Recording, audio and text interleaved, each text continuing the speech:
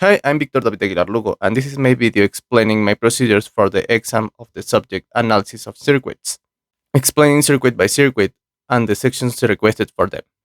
To make the first circuit and the points requested for it, take into consideration the superposition theorem, which in few words consists in saying that in a linear circuit, if you have several sources, you can analyze one source at the time while you turning off the other sources. Then you add the effects of each source and separately, and that's it. It's like solving a complicated problem dividing into simple parts. So, considering that the problem was divided in four parts, one for each current source, and each one a mesh analysis was done for each subcircuit arising from the aforementioned theorem. The mesh analysis consists of analyzing and adding each voltage within a mesh, and if there is no voltage as such, you use the Ohm's law to multiply the resistance by the current for the said mesh. This result gives you an equation or three equations that will let you to find I1, I2, and IX. I1 and I2 are the currents for each mesh. But I also treat it like a super mesh. So calculating the Vx of the problem, we continue using the Ohm's law, multiplying the resistance of the voltage by the current of its mesh. And that is in this case is the current of 8 ohms by a current of I2 that you obtain by the system of equations given by the mesh analysis. Then you repeat this process for each analysis for the each source, turning off all the rest of the sources. When you have all your Vx, your 4 Vx, you sum it and then that's your result.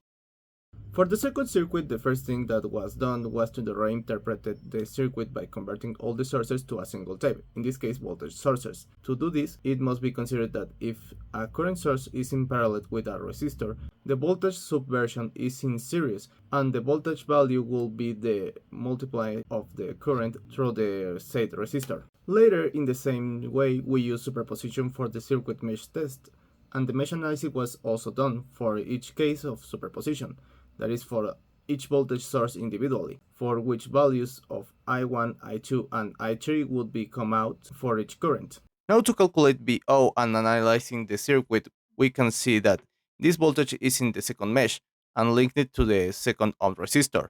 Then for each source, we calculate this voltage by multiplying the I2 of its respective part by the resistor. And at the end, we should have three VOs, which if we add them or sum it, we will obtain the defined VO. On the other hand, to calculate IO, it should be considered that it's between the mesh 1 and 2. So considering the Ohm's law, its calculation is done by subtracting them and then performing its subtraction for given I2 and I1 of each part and later adding them would give us the definitive IO.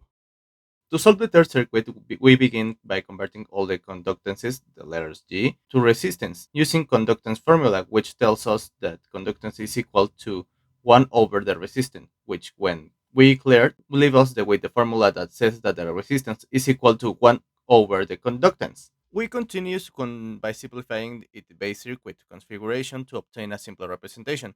To determine the Thevenin's resistance, we consider all the voltage sources off, replacing them with short circuits, and use the star delta transformation method to calculate the equivalent value of the set resistors present in the circuit. With the simplified circuit, we perform a mesh analysis on the two that remain, which allow us to formulate a system of equations necessary to describe the electrical behavior of the system.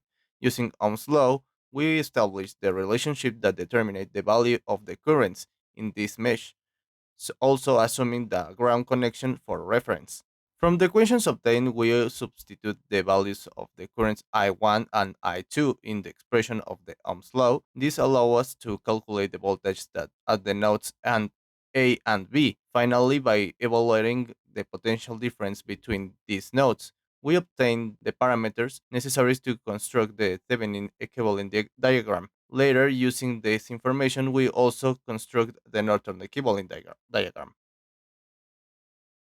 Finally, the first thing I did in my case was to correctly interpret this section of the circuit that involves all the capacitors.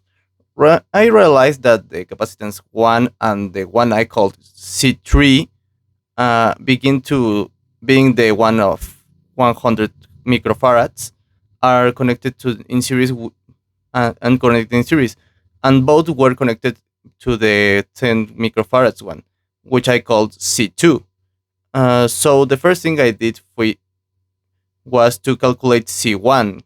To find C1, we used the capacitance formula provided by the exam, which says that the capacitance is equal to the permittivity of Coulomb, which is normally equal to 8.85 per 10 to minus 12 farads per meter, multiplying the dielectric constant of the material, which according to the problem is 10 in this case, which is the same time also multiplies the area and over all this over the distance. You can see that the same problem gives us this data.